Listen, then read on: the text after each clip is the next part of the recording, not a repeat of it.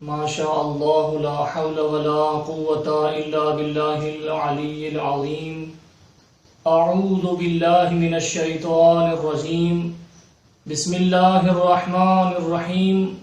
الحمد لله رب العالمين. وصلى الله على سيدنا ونبينا وشفيعنا محمد وآله الطاهرين. ولعنة الله على أعدائهم أجمعين. أما بعد فقد قال الله سبحانه وتعالى في كتابه المبين. بسم الله الرحمن الرحيم.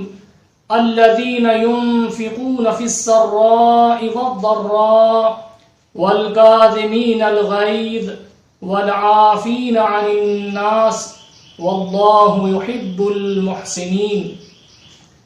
ناظرین کرام، سب سے پہلے آپ حضرات کی خدمت میں امام محمد تقی علیہ السلام کی شہادت پر تسلیت و تعزیت عرض کرتے ہیں. اسی مناسبت پر آج کی ہماری یہ گفتگو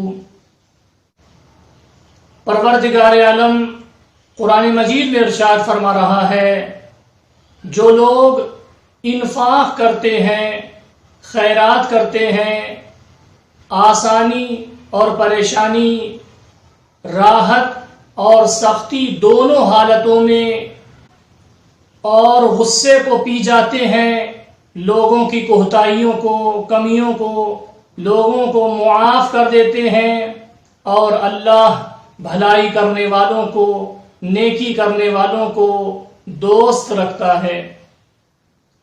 ناظرین عزیز، یقیناً کسی کے کام آ جانا اور کسی کے ساتھ بھلائی انجام دینا انسان کی زندگی کی سب سے زیادہ خوش قسمت گھڑی ہے، اور سب سے زیادہ خوشی کا موقع ہے کہ جب ہم سے کسی کو فائدہ پہنچے، ہم کسی کے کام آ جائیں.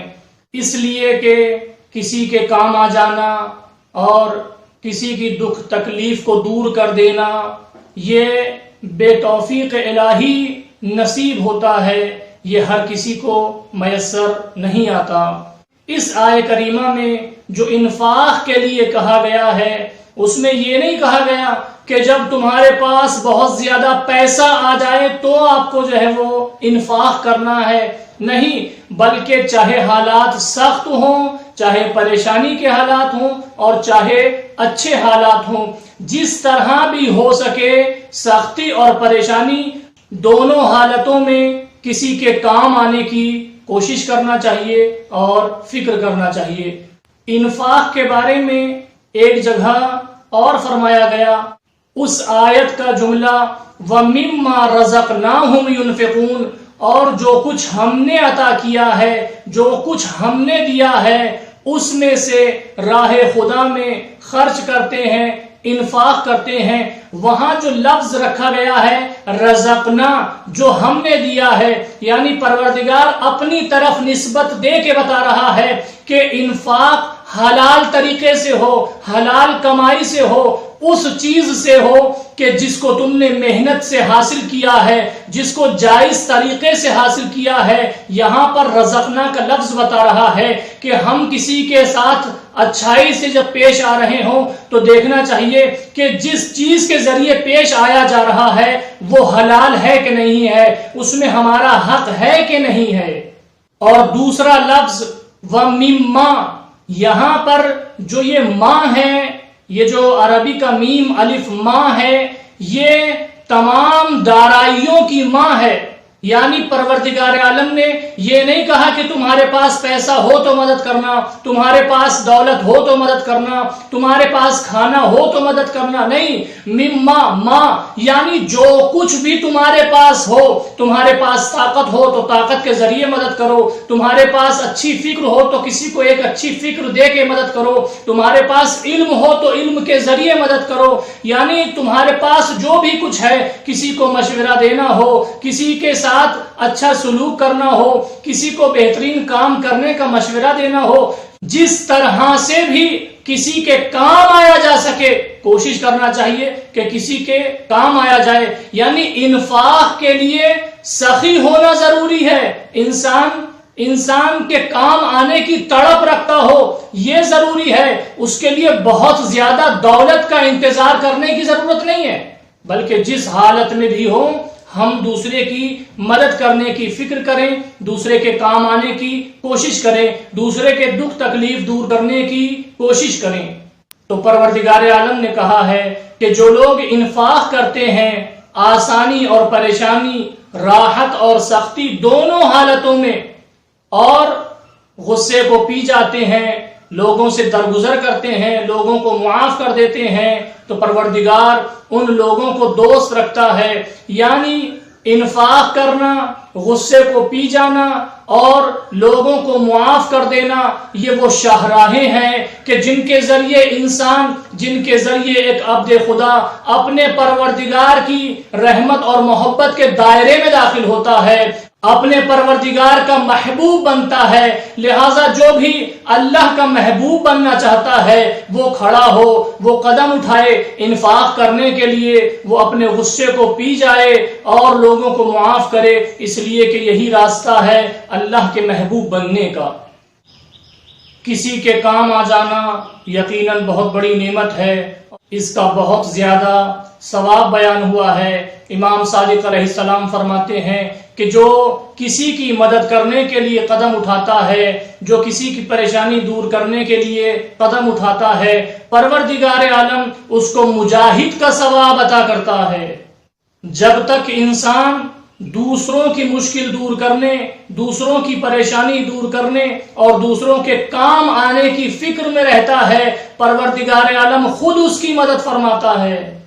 اور آپ دیکھیں کہ یہاں تک نقل ہوا ہے کہ اپنے بھائی کی مدد کرنا، بندے خدا کے کام آ جانا پروردگار عالم کے نزدیک 1 مہینے کے مستحبی روزوں اور اعتکاف سے افضل ہے.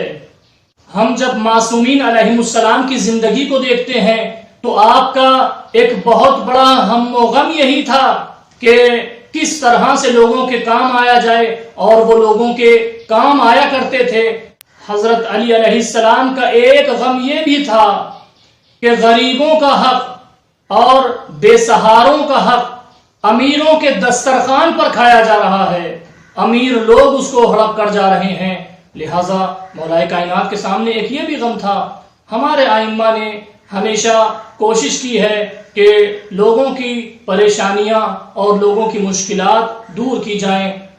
آپ امام محمد تقی علیہ السلام کی زندگی کو دیکھیں. امام محمد تقی علیہ السلام کی زندگی میں ملتا ہے کہ ایک مرتبہ آپ کے ساتھ میں ایک شخص مکہ معظمہ کی زیارت کے لیے سفر میں ہے، اور راستے میں جب امام علیہ السلام رکتے ہیں آرام کرنے کے لیے، کھانا وغیرہ کھانے کے لیے، اور اماموں کا طریقہ یہ رہا ہے کہ جب آپ دسترخوان بچھاتے تھے تو اس دسترخوان پر ہر طرح کے لوگ ہوتے تھے، اس دسترخوان پر غلام بھی ہوا کرتے تھے، نوکر بھی ہوا کرتے تھے. اور معصومین کا یہ عمل ہمارے لیے ہدایت ہے متواضع بننے کے لیے، پروردگار کا خاکسار بندہ بننے کے لیے. معصومین علیہم السلام غلاموں کے ساتھ اور غریبوں کے ساتھ، بے سہاروں کے ساتھ بیٹھ کر کھانا تناول فرمایا کرتے تھے. لہذا ہمارے لیے درس ہے کہ اگر ہمیں متواضع بننا ہے تو اس سیرت کو اختیار کرنا ہوگا، اس لیے کہ تواضع ایک وہ چیز ہے کہ جس کو پروردگار بہت زیادہ پسند کرتا ہے. متواضع اور انکساری کرنے والوں کو اللہ دوست رکھتا ہے. تو امام محمد تقی علیہ السلام جب آرام کرنے کے لیے ایک جگہ پر رکے تو یہ شخص جو آپ کے ساتھ میں تھا، اس نے کہا کہ مولا، ہمارے شہر میں حکومت کی طرف سے جو نمائندگی کرتا ہے اور لوگوں کے امور کا ذمہ دار ہے، اس نے میرے اوپر بہت زیادہ مالیات مقرر کی ہے، بہت زیادہ پیسے میرے اوپر جو ہے مقرر کیے ہیں، بہت زیادہ دولت میرے اوپر مقرر کی ہے کہ جس کو میں ادا نہیں کر پاتا ہوں. مولا آپ اس سے ایک خط لکھ دیں تاکہ وہ مجھ سے مالیات وصول کرنے میں کچھ کمی کر دے. امام علیہ السلام نے خط لکھا اور خط میں لکھا کہ یاد رکھ نیک کردار اور نیک گفتار اور اچھے اخلاق والے کو پروردگار بھلائی کرنے والے کو پسند کرتا ہے، لہذا کوشش کر کہ تیرا اخلاق اور تیرا کردار صحیح ہونا چاہیے۔ امام علیہ السلام نے خط میں لکھا کہ تو اپنے بھائیوں کے ساتھ صحیح طرح سے پیش آ۔ اب یہ شخص اس خط کو لے کر جاتا ہے اور وہاں پر جو حکومت کا نمائندہ تھا اس کو یہ خط دے دیتا ہے۔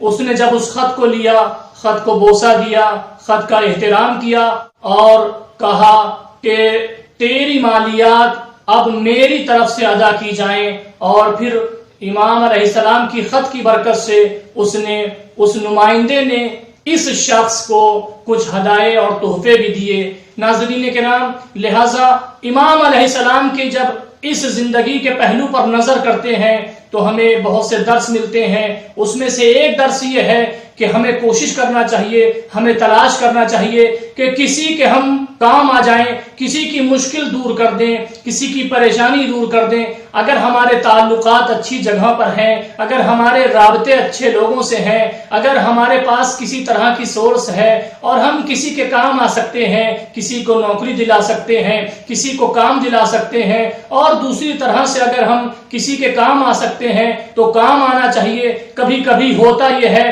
کہ جب ہمارے تعلقات اچھی جگہ پر ہوتے ہیں تو پھر ہمیں یہ فکر رہتی ہے کہ کوئی اپنی زندگی کا ہم کام نکالیں گے، ہم اپنا بڑا کام نکالیں گے۔ چھوٹے چھوٹے لوگوں کے کام کرا کر اپنی زندگی کے بڑے کاموں میں کیوں رکاوٹ پیدا کریں؟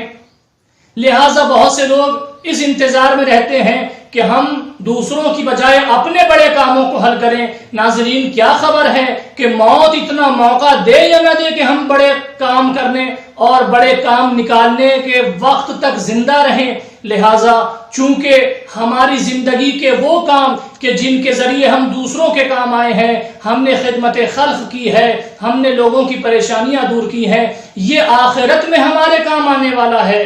ہمیں سیرت معصومین علیہ السلام سے یہ سیکھنا چاہیے۔ عزیزان گرامی، امام محمد تقی علیہ السلام کے جن کی شہادت بہت ہی بے کسی اور عالم غربت میں ہوئی ہے، انسان جب پردیس میں ہوتا ہے اور جب بھی اسے پردیس میں کوئی تکلیف ہوتی ہے، جب بھی اسے پردیس میں کوئی غم ہوتا ہے، جب بھی اسے پردیس میں کوئی مشکل پیش آتی ہے تو اس کو اپنا وطن یاد آتا ہے، اپنے گھر والے یاد آتے ہیں۔ ارے امام محمد تقی علیہ السلام کو عالم غربت میں شدید زہر دے دیا گیا، امام کی شہادت واقع ہو گئی۔ پردیس میں عالم غربت میں امام محمد تقی علیہ السلام کی شہادت ہو گئی۔ عزیزوں، آل محمد پر بہت بڑی مصیبت ہے۔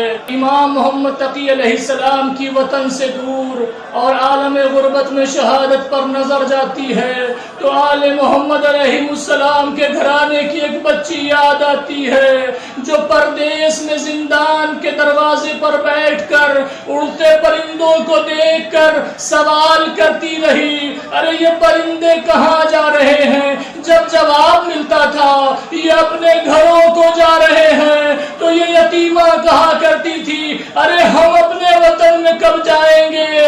اس بچی کی عالم غربت میں، ارے اس غربت بھرے عالم میں، اس زندان کے اندر اس بچی کی شہادت ہو گئی۔ جو بچی گھر جانے کی آرزو رکھتی تھی، جو بچی گھر جانے کا ارمان رکھتی تھی، ارے اسی زندان میں، اسی قید خانے میں اس بچی کی اسی عالم غربت میں شہادت ہو گئی۔ جو بچی اپنے وطن جانے کا